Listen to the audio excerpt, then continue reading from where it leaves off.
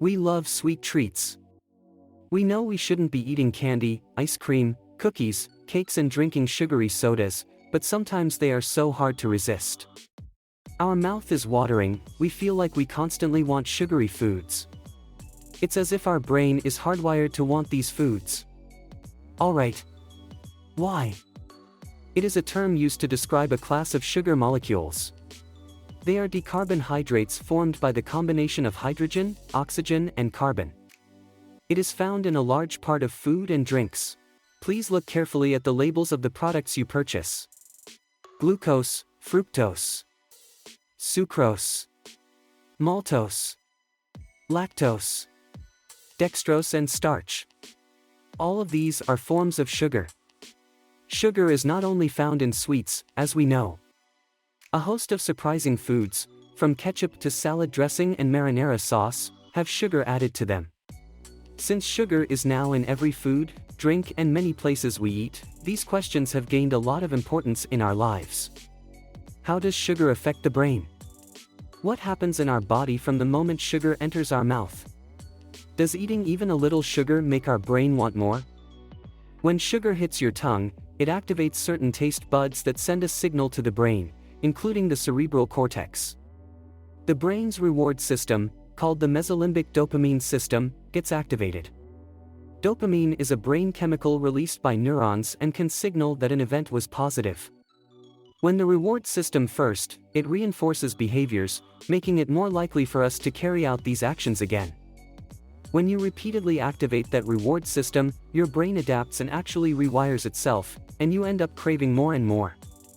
The constant activation of this reward system can trigger a number of undesirable events. Wanting a lot more sugar, losing control and increasing sugar tolerance. You may not be aware that there's a strong connection between our gut and our brain, and sugar comes into play here as well. When that sugary thing you've eaten hits your gut, it activates sugar receptors there too, which signal the brain to release insulin to deal with the extra sugar you've eaten. To explain further, excess sugar causes the pancreas to produce extra insulin, a hormone that plays a role in blood sugar regulation. Insulin signals fat cells to store excessive amounts of glucose, fatty acids, and other calorie-rich substances. As a result, very few calories remain in the bloodstream, so the brain now thinks that the fuel is low, because it needs very high energy. Thus, your hunger level rises rapidly. And sugar is attractive later because it provides fast energy. So the cycle starts again. And so, the desire for more cakes, ice cream or sweets. As a result of all this, do you think can you retrain your brain to crave less sugar?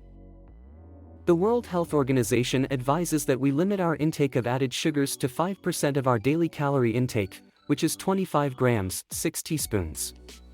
To find out more about how to start cutting back on sugar and shake off a sugar dependence, consider trying a 7-day detox plan at first.